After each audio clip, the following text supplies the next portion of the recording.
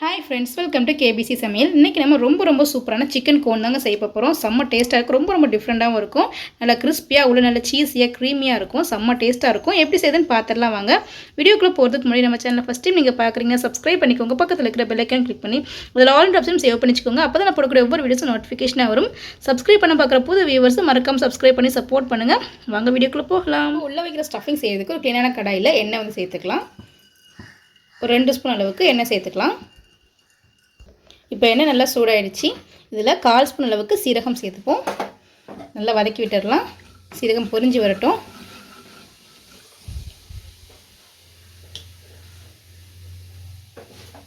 இப்போ சீரகம் நல்லா பொரிஞ்சிடுச்சு. 2 ஸ்பூன் அளவுக்கு இஞ்சி பூண்டு பேஸ்ட் சேர்த்துப்போம். நீங்கள் இஞ்சி பூண்டு பேஸ்ட்டுக்கு பதிலாக இஞ்சியும் பூண்டையும் பொடியாக கட் பண்ணிட்டு கூட சேர்த்துக்கலாம், நல்லாயிருக்கும். இப்போ அது நல்லா வதக்கி விட்டுடுவோம். இஞ்சி பூண்டு பேஸ்ட் சேர்த்து வதக்கும் போது ஸ்டவ் வந்து லோ டு மீடியம் ஃப்ளேமில் வச்சுக்கோங்க, நான் அடி பிடிக்க ஆரம்பிக்கும். இஞ்சி பூண்டு பேஸ்ட்டில் பச்சை வாசனை பொருளும் நல்லா வதக்கி விட்டுப்போம்.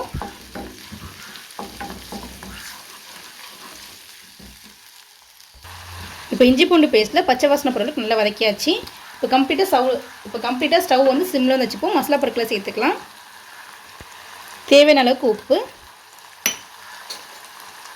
1 ஸ்பூன் வத்தல் தூள்,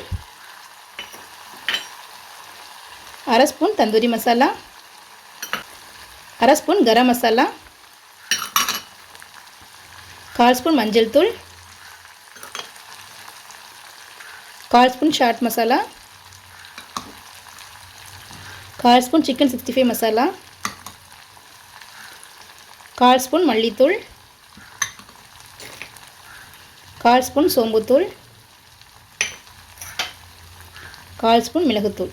நீங்கள் காரத்துக்கு தகுந்த மாதிரி மிளகுத்தூளும் வத்தல் தூளும் வந்து பார்த்து சேர்த்துக்கோங்க. வெள்ளத்துக்கு நல்லா வதக்கி விட்டுடுவோம். அந்த எண்ணெயிலே டேரெக்டாக வதக்கிக்கலாம்.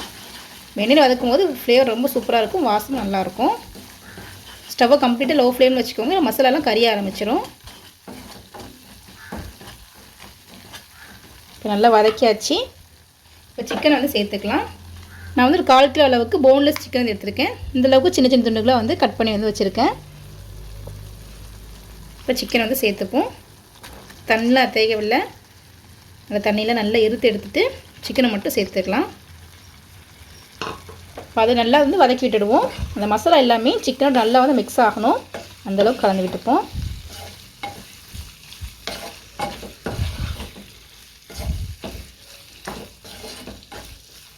நம்ம சிக்கனுக்கு தண்ணி எதுவும் சேர்த்து வேக வைக்க தேவையில்லை. இந்த சிக்கன்லேயே நல்லா தண்ணி வந்து ஊறி வரும், அது நல்லா சூப்பராக வந்து வெந்துடும். இப்போ பாருங்கள், நல்லா வந்து மிக்ஸ் பண்ணி விட்டாச்சு. எல்லா சிக்கனோடையும் அந்த மசாலா எல்லாமே நல்லா வந்து சேர்ந்து வந்துட்டு இந்தளவுக்கு இருக்கணும். பாருங்கள், இப்போ இந்தளவுக்கு நல்லா நம்ம மிக்ஸ் பண்ணி விட்டாச்சு. இது இப்படியே வந்து லோ ஃப்ளேமில் இருக்கட்டும். சிக்கன் நல்லா வந்து சாஃப்டாக வந்து வரட்டும். ஹை ஃப்ளேமில் வச்சிட்டிங்கன்னா அடிப்பிடிக்க ஆரம்பிச்சிடும். லோ ஃப்ளேம்லேயே வச்சுட்டு நல்லா அடிக்கடி கலந்துக்கிட்டே இருங்க. இப்போது 5 மினிட்ஸ் ஆகிடுச்சு. சிக்கன் பாருங்கள், நம்ம கொஞ்சம் கூட தண்ணி எதுவுமே சேர்க்கல, நல்லா தண்ணி ஊறி வந்திருக்கு. நம்ம சேர்த்துருக்க எண்ணெயில் நல்லா வந்து பிரிஞ்சு வந்திருக்கு. பார்க்கறதுக்கு நல்லா கலர்ஃபுல்லாக சூப்பராக வந்திருக்கு. சிக்கன் ஓரளவுக்கு நல்லா வேக ஆரம்பிச்சிருச்சு. பாருங்கள், கட் பண்ணால் ஈஸியாக வந்து கட் ஆகிடுச்சு. அந்தளவுக்கு இப்போ சிக்கன் நல்லா சாஃப்டாக வந்து வேக ஆரம்பிச்சிருச்சு. இன்னொரு 5 நிமிஷத்துக்கு நல்லா வந்து இருக்கட்டும். நம்ம சேர்த்துருக்க அந்த கிரேவி அந்த இது எல்லாமே வந்துட்டு நல்லா ட்ரை ஆகி வரட்டும். அதுக்கு நல்லா வந்து இடையில கலந்து விட்டுகிட்டே இருக்கலாம். அது செம்ம வாசமாக வந்துருக்கு. சிக்கன் நல்லா சாஃப்டாக வெந்துட்டு இந்த கிரேவி மட்டும் கொஞ்சம் வற்றி வரட்டும், அது வரைக்கும் அப்படியே இருக்கட்டும். இப்போ இது கிரேவி வற்றது வரதுக்குள்ளே நம்ம மேலே வைக்கிற மைதா மாவு வந்து ரெடி பண்ணிக்கலாம். இப்போ ஒரு அகலமான மிக்சிங் பவுலில் 1 கப் அளவுக்கு மைதா மாவு வந்து சேர்த்துப்போம். இது கரெக்டாக வந்து ஒரு 1/4 கிலோ அளவுக்கு வந்துருக்கும். மைதா மாவு சேர்த்தாச்சு. இப்போ தேவையான அளவுக்கு உப்பு வந்து சேர்த்துக்கலாம். இப்போ நல்லா மிக்ஸ் பண்ணிவிடுவோம். அந்த மாவோட உப்பு நல்லா வந்து மிக்ஸ் ஆகி வரணும். இப்போ நல்லா மிக்ஸ் பண்ணி விட்டாச்சு. இதில் ஒரு 2 ஸ்பூன் அளவுக்கு ஆயில் வந்து சேர்த்துப்போம். நம்ம ஆயில் சேர்த்து பிசைறதுனால மாவு நல்லா வந்து சாஃப்டாக இருக்கும். அதே போல் எண்ணெயும் ரொம்ப குடிக்காமல் இருக்கும், நல்லா கிறிஸ்பியாக வந்து கிடைக்கும். இப்போ அதையும் சேர்த்து நல்லா வந்து மிக்ஸ் பண்ணி விட்டுருவோம். நான் வந்து கொஞ்சமாக செய்கிறதுனால ஒரு 1/4 கிலோ அளவுக்கு மாவு எடுத்திருக்கேன். நீங்கள் எத்தனை பேருக்கு செய்கிறீங்களோ அதுக்கு தகுந்த மாவு வந்து அளவுகளோட கூட்டிக்கோங்க. நல்லா பிசைஞ்சாச்சு. மாவு பாருங்கள், இந்தளவுக்கு இப்படி பிடிச்சா ஒரு ஷேப் மாதிரி வரணும், உடச்சிட்டு உடையணும். இது வந்து ஒரு பர்ஃபெக்டான கன்சிஸ்டன்சி.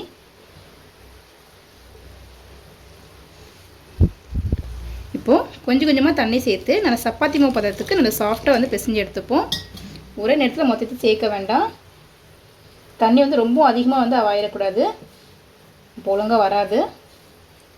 சப்பாத்திக்கெலாம் எப்படி பிசைவோமோ அதே மெத்தட் நல்லா வந்து பிசைஞ்சு எடுத்துப்போம். நம்ம எந்த அளவுக்கு அழுத்தம் கொடுத்து பிசைகிறோமோ அந்தளவுக்கு நல்லா மாவு சாஃப்டாகிடும். அதே நேரத்தில் நல்லா கிறிஸ்பியாக வந்து கிடைக்கும். பாருங்கள், இந்தளவுக்கு நல்லா நம்ம பிசைஞ்சு எடுத்தாச்சு. இந்தளவுக்கு நல்லா சாஃப்டாக வந்துருக்கணும். இது கூட வந்துட்டு ஒரு 2 ஸ்பூன் அளவுக்கு ஆயில் வந்து சேர்த்துப்போம். மேலேயும் ஆயில் சேர்த்து பிசைகிறனால இன்னும் நல்லா சாஃப்டாக ஆகிருக்கும். அதே போல் மேல் மாவு வந்து காஞ்சிடாமல் வந்து இருக்கும். இப்போ எண்ணெய் சேர்த்துட்டு ஒரு தடவை நல்லா வந்து பிசைஞ்சு எடுத்துப்போம்.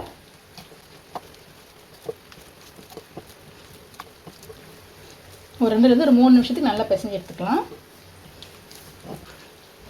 இந்த அளவுக்கு நல்லா பிசைஞ்சு வச்சு நல்லா சாஃப்டாகிடுச்சு. இப்போ மாவு காஞ்சிடாமல் இருக்கிறதுக்காக ஒரு மூடி போட்டு வச்சுருவோம். ஒரு அரை மணி நேரம் நல்லா வந்து உருட்டப்போ நல்லா சாஃப்டாகி வரும். இப்போ சிக்கன் வந்து பாருங்கள் நல்லா வந்து வெந்துட்டு கிரேவி வந்து நல்லா ஓரளவுக்கு ட்ரை ஆகிடுச்சு. இப்போ கட் பண்ணி காமிக்கிறேன் பாருங்கள், எவ்வளோ ஈஸியாக வந்து கட் ஆகிடுச்சின்னு பாருங்கள்.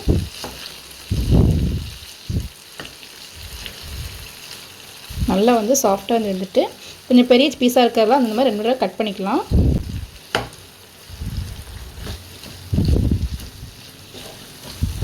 சிக்கன் கிரேவி நல்லா வந்து ட்ரை ஆகி இந்தளவுக்கு வந்திருக்கு. ஒரு வெங்காயத்தை இந்தளவுக்கு கட் பண்ணி வச்சுருக்கேன் பொடி பொடியாக, அதை இது கூடவே சேர்த்துக்கலாம்.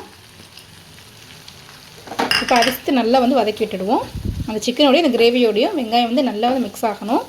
அந்தளவுக்கு நல்லா வதக்கி விட்டுக்கலாம். இந்த ஸ்டேஜ்லேயே வந்து உப்பு காரமும் செக் பண்ணி பார்த்துக்கோங்க. கம்மியாக இருந்துச்சுன்னா இப்போமே சேர்த்துக்கோங்க. வெங்காயத்தை சேர்த்து நல்லா நம்ம வதக்கி விட்டாச்சு. 2 நிமிஷத்துக்கு அப்படியே இருக்கட்டும், வெங்காயம் நல்லா வெந்து வரட்டும். நீங்கள் இது கூட வெஜிடபிள்ஸ் சேர்க்கறதா இருந்தால் சேர்க்கலாம். கொஞ்சம் கேப்சிகம் கேரட்லாம் சேர்த்தா நல்லாயிருக்கும். நான் இன்றைக்கி வெஜிடபிள்ஸ்லாம் சேர்க்கல, சிம்பிளாக தான் செய்கிறேன். நல்லா வதக்கி விட்டாச்சு. 2 நிமிஷத்துக்கு அப்படியே இருக்கட்டும். இப்போ 2 நிமிஷம் ஆகிடுச்சு. வெங்காயம் வந்து ஓரளவுக்கு வதங்கிடுச்சு. வெங்காயம் ரொம்ப வந்து வதங்கணும்னு அவசியம் இல்லை, ஒரு 50% மட்டும் வெந்தால் போதும்.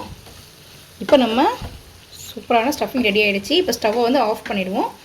ஆஃப் பண்ணிவிட்டு இந்த சூட்லேயே வந்துட்டு கொஞ்சம் வந்து மோசரல்லா சீஸ் வந்து கட் பண்ணி வச்சுருக்கேன், அதை வந்து இதில் சேர்த்துக்கலாம். நம்ம சீஸ் சேர்க்கலாம், டேஸ்ட் ரொம்ப சூப்பராக வந்துருக்கும். இப்போ அது கூட வந்து ஒரு 2 ஸ்பூன் அளவுக்கு மயோனைஸ் வந்து எடுத்துருக்கேன், அது இது கூடவே நம்ம சேர்த்துக்கலாம்.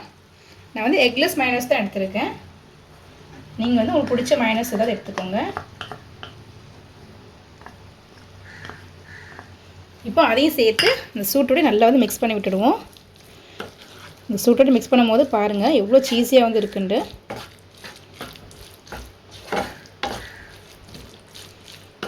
நல்லா மிக்ஸ் பண்ணி விட்டுடுவோம். சீஸ் நல்லா மெல்ட் ஆகி அந்த சிக்கனோட எல்லாத்தையும் நல்லா மிக்ஸ் ஆகணும். செம்ம க்ரீமியாக செம்ம சீஸியாக இருக்கும். இந்த மாதிரிலாம் சாப்பிட்றதுக்கு இனிமேல் வந்து ரெஸ்டாரண்ட்டுக்கும் போகவே தேவையே இல்லை, நம்ம வீட்டிலே செஞ்சிடலாம். நீங்களே பாருங்கள் எவ்வளோத்துக்கு சீஸியாக இருக்குன்னு பாருங்கள்.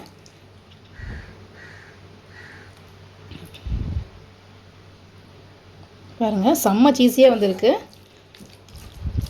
நான் வதக்கும் போதே உங்களுக்கு தெரியும், அவ்வளோ சூப்பராக இருக்குது, டெம்ப்டிங்காக இருக்குது. இப்போ சீஸ் எல்லாமே நல்லா அந்த சூட்லேயே வந்து கரைஞ்சிடுச்சு. இப்படி ஓரமாகவே இருக்கட்டும். அதுக்குள்ள மேலே வைக்கிறதுக்கு அந்த மாவு வந்து தேய்ச்சி வச்சுப்போம். இப்போ மாவு வந்து அரை மணி நேரம் நல்லா வந்து ஊறிடுச்சு, நல்லா சாஃப்டாக தான் ஆகிருக்கு. ஒரு தடவை நல்லா பிசைஞ்சு விட்டுடலாம். மாவு நல்லா சாஃப்டாகிடுச்சு. இப்போ இதுலேருந்து ஒரு சின்ன சின்ன பால்ஸாக வந்து பிடிச்சு எடுத்துப்போம். மாவு சப்பாத்திக்கெலாம் எந்த அளவுக்கு பிடிப்போமோ அந்த அளவுக்கு பிடிச்சு எடுத்துக்கலாம். ரொம்பவும் வந்து சின்னதாக வேண்டாம், ரொம்ப பெருசாக வேண்டாம், இந்த அளவுக்கு இருந்தால் போதும். இதே போல் அதில் எத்தனை பால்ஸ் வந்து வருதோ அத்தனை பால்ஸையும் பிடிச்சு எடுத்துப்போம். ஒரு பாலில் வந்து 2 கோன் வந்து நமக்கு கிடைக்கும். அதனால் அவங்க பார்த்து தேவைக்கு பிசைஞ்சு எடுத்துக்கோங்க.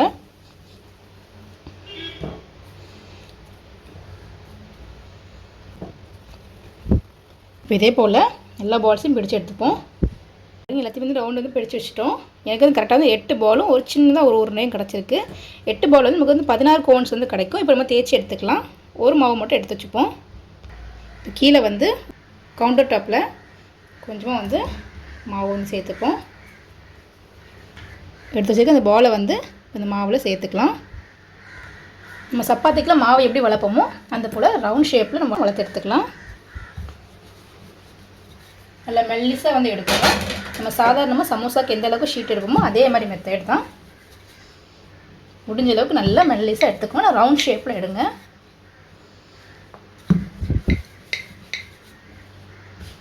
இதுக்கு மேலே வந்து கொஞ்சமாக மாவு தூவிக்கிட்டு நல்லா மெல்லிசாக வந்து தேய்ச்சி எடுத்துக்கலாம். நல்லா விரித்து தேய்ச்சி எடுத்துக்கோங்க.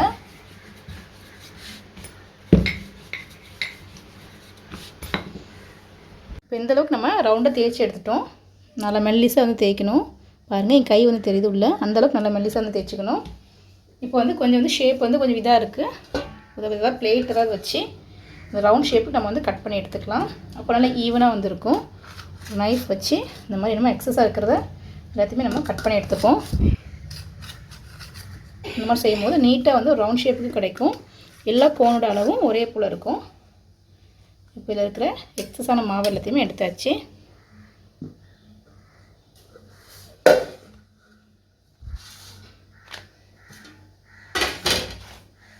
பாருங்கள் நீட்டாக வந்து ரவுண்ட் ஷேப்புக்கு வந்து வந்துட்டு இதே போல் நம்ம எல்லாத்தையும் தேய்ச்சி நல்லா ரவுண்ட் ஷேப்புக்கு கட் பண்ணி எடுத்து வச்சுக்கலாம். இப்போது ஒரு தோசைக்கல் வச்சுக்கலாம். இதில் ஷீட்டை வந்து சூடு பண்ணி எடுத்துப்போம். ஷீட் வந்து ரொம்ப சூடாகிடக்கூடாது, லைட்டாக தான் சூடாகணும். ஒரு 30 செகண்டுக்கு மட்டும் இருந்தால் போதும்.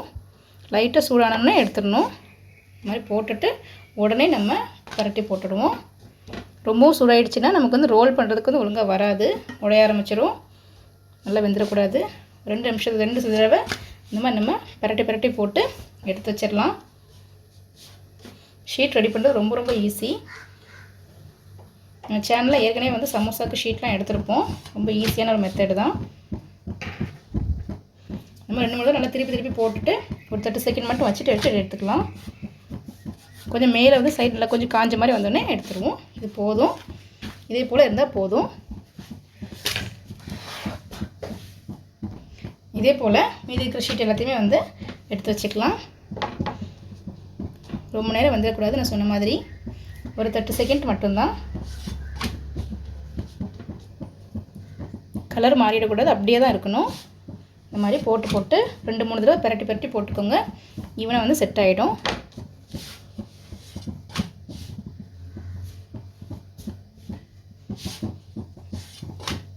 ரெடி ஆகிடுச்சு. எடுத்து வச்சுருவோம். இதே போல் எல்லாத்தையும் ரெடி பண்ணிக்கலாம். இப்போ இதில் எல்லா ஷீட்டையும் ஒன்றுக்கு மேலே ஒன்றா வந்து ஈவனாக வந்து வச்சுருவோம்.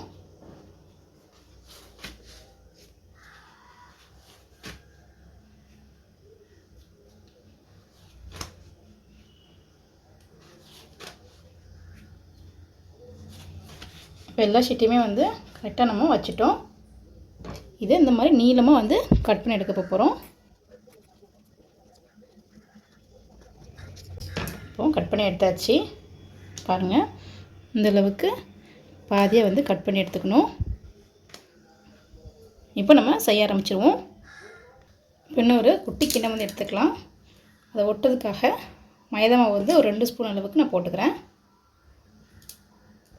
இப்போ இந்த மாவுக்கு மட்டும் தேவையான அளவுக்கு உப்பு வந்து சேர்த்துக்கலாம். ரொம்ப சேர்க்கணும், ஒரு பிஞ்ச் மட்டும் போட்டால் போதும். இப்போ இதில் கொஞ்சம் கொஞ்சமாக தண்ணி சேர்த்து நல்லா கரைச்சி எடுத்துக்கலாம். மாவு வந்து ரொம்ப கெட்டியாகவும் இருக்கக்கூடாது, ரொம்ப வந்து தண்ணியாகவும் இருக்கக்கூடாது.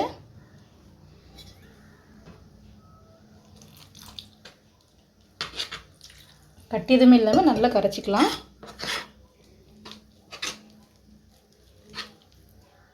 பாருங்கள் இந்த அளவுக்கு இருக்கணும். ரொம்ப வந்து கெட்டியாக இருக்கக்கூடாது, ரொம்ப தண்ணியாக இருக்கக்கூடாது. இது வந்து ஒரு பர்ஃபெக்டான ஒரு கன்சிஸ்டன்சி. இப்போ நம்ம கோன் வந்து ரெடி பண்ணிக்கலாம். நான் வந்து கொஞ்சம் சேமியா வந்து எடுத்துருக்கேன். கொஞ்சம் இந்த மாதிரி நம்ம ப்ரெஸ் பண்ணி விடும்போது சின்ன சின்னதாக வந்து உடஞ்சிரும். ரொம்பவும் பெருசாக இருக்கக்கூடாது. நான் வந்து ஒரு சாதாரணமாக நார்மல் சேமியா தான் எடுத்திருக்கேன். நம்ம அவிச்சிலாம் சாப்பிடுவோம் இல்லைங்களா, அந்த சேமியா தான் எடுத்திருக்கேன். இப்போ இந்த அளவுக்கு நல்லா உடச்சி விட்டாச்சு. இந்த அளவுக்கு சின்ன சின்னதாக இருந்தால் போதும். இது இப்படி இருக்கட்டும். இப்போது ஒரு ஷீட் வந்து எடுத்து வச்சுக்கலாம். இதில் கொஞ்சமாக வந்து அந்த மைதா பேஸ்ட் கரைச்சி வச்சுருக்கிறத வந்து இந்த சென்டரில் வந்து இப்படி தேய்ச்சி விட்டுக்கலாம்.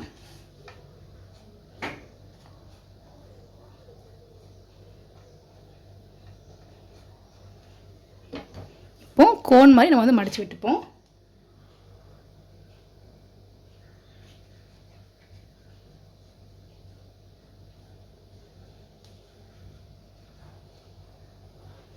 இந்த மாதிரி நம்ம வந்து சென்டரில் வந்து இந்த மைதா பேஸ்ட் வந்து கரெக்டாக வைக்கும் போது இந்த கீழே வந்துட்டு எதுவுமே வந்து இருக்காது, நல்லா நீட்டாக வந்து சீல் ஆகிடும். பாருங்கள். இப்போ இந்த சைடில் இருக்கிறதையும் நம்ம வந்து அந்த மைதா பேஸ்ட்டை வச்சுட்டு நல்லா வந்து ஒட்டி எடுத்துக்கலாம்.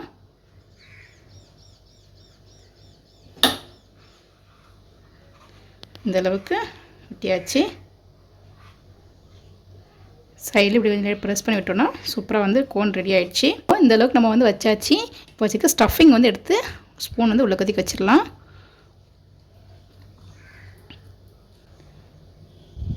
இப்போ நம்ம ரெடி பண்ணி வச்சுருக்க அந்த மைதா டிப்பில் வந்து நல்லா வந்து டிப் பண்ணிப்போம். பண்ணிவிட்டு இப்படி எடுத்துக்கலாம். இந்த அளவுக்கு நல்லா வந்து டிப் பண்ணியாச்சு. இது அப்படியே வந்து சேமியாவில் வந்து நல்லா டிப் பண்ணிப்போம். இந்த அளவுக்கு நல்லா டிப் பண்ணியாச்சு. இதே போல் எல்லாத்தையும் செஞ்சு எடுத்துருவோம். பாருங்கள், எல்லாம் கூட ரெடி பண்ணி வச்சுட்டோம்.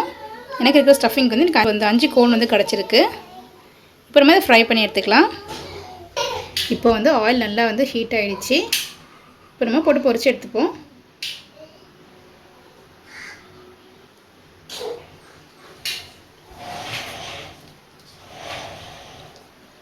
ஒரே நேரத்தில் நிறைய சேர்க்க வேண்டாம். இது பெருசாக இருக்குனால நம்ம இப்போ பிரட்டி போடும் போது உடைய ஆரம்பிச்சிடும். அதனால் 2 அது 3 மட்டும் போட்டுப்போம். கடையோட அகலத்தை பொறுத்து நான் வந்து இன்றைக்கி 2 மட்டும் தான் சேர்த்துருக்கேன். 2 பொரிச்சு எடுத்துக்கலாம். ஆயில் நல்லா ஹீட் பண்ணிட்டு ஒரு மீடியம் ஹீட்டில் வந்து தீ வந்து குறைச்சி வச்சுக்கோங்க. நீங்கள் சிம்லேயே வச்சுட்டேன் அப்படின்னா ரொம்ப வந்து எண்ணெய் குடிக்க ஆரம்பிச்சிடும். ஹை ஃப்ளேம் வச்சிட்டிங்கன்னா சட்டுன்னு கரைஞ்சிரும். மீடியம் டு ஹை ஃப்ளேமில் வச்சுட்டு அதில் கிறிஸ்பியாக வந்து பொரிச்சு எடுத்துப்போம். போட்ட உடனே வந்து பிரட்டி போட்டுறக்கூடாது, உடைய ஆரம்பிச்சிடும். 2 நிமிஷத்துக்கு நல்லா செட் ஆகி வரட்டும், கொஞ்சம் பொரிஞ்சு வரட்டும். அதுக்கப்புறம் வந்து பிரட்டி போட்டுக்கலாம். நீங்கள் எண்ணெய் வந்து நல்லா சூடு ஆகிறதுக்கு முன்னாடி போட்டிங்க அப்படின்னா மேலே இருக்கிற சேமியா எல்லாமே வந்து வெளியில் வந்துடும். வெளியில் வந்துருச்சு அப்படின்னா உள்ள ஸ்டஃபிங்கும் வந்து வெளியில் வர ஆரம்பிச்சிடும். அதனால் வந்துட்டு கொஞ்சம் நல்லா வந்து சூடு ஆனதுக்கப்புறம் நீங்கள் போட்டுக்கோங்க. லைட்டாக வந்து சேமியா வந்து போகிற அளவுக்கு பொரிஞ்சு வரட்டும். இப்போ வந்து ஒரு சைடு வந்து கொஞ்சம் ஃப்ரை ஆகிடுச்சு. மெதுவாக வந்து தட்டி போட்டுடுவோம்.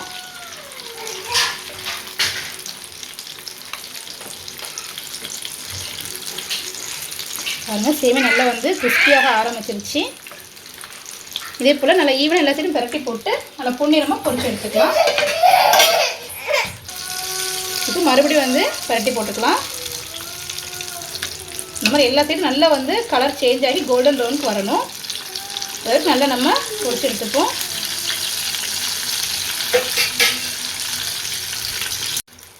பாருங்கள், 2 சைடும் நல்லா வந்து கிறிஸ்பி ஆகிடுச்சு.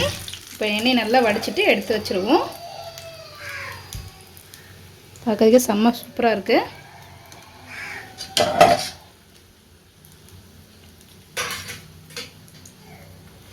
இதே போல் மீதி இருக்கிற எல்லாத்தையும் பொரிச்சு எடுத்துக்கலாம்.